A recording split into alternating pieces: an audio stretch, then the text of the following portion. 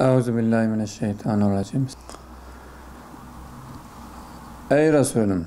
Kuşkusuz biz sana Kevser'i verdik. O halde Rabbin için namaz kıl, ve kurban kes. Kevser suresi 1 ve 2. ayet. Ademoğlu kurban kesme gününde Allah katında kan akıtmaktan daha sevimli bir amel işlememiştir. O kurban kıyamet günü boynuzları, kılları ve tırnakları ile gelecektir.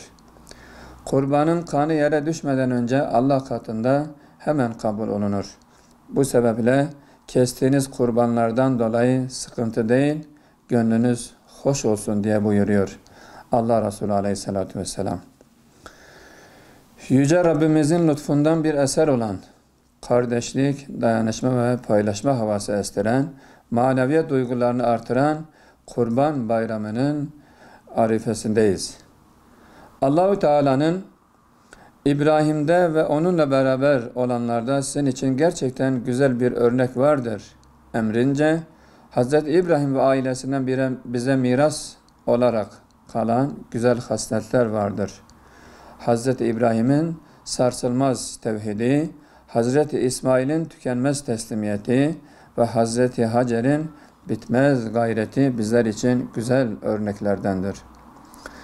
Kurban Bayramı sevmenin, sevilmenin, neşelenmenin, paylaşmanın, fedakarlığın ve samimiyetin zuhur ettiği mübarek günlerdir.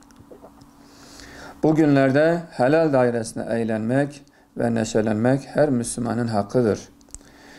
Dünyayı ve ülkemizi saran bu salgın hastalıktan ötürü bayram sevincimiz biraz buruk geçse de bayramı ailemizle kutlayıp yakın dost ve akrabalarımızı telefonla arayarak bayramlaşma görevimizi ifa etmeyi ve bayram boyunca namazlarda teşrik tekbirlerini getirmeyi de unutmayalım. Bu sıkıntılı pandemi sürecinin geride kalıp İslam coğrafyasının tüm zulümlerden azat olacağı günleri görmeyi Rabbimizden niyaz ederiz.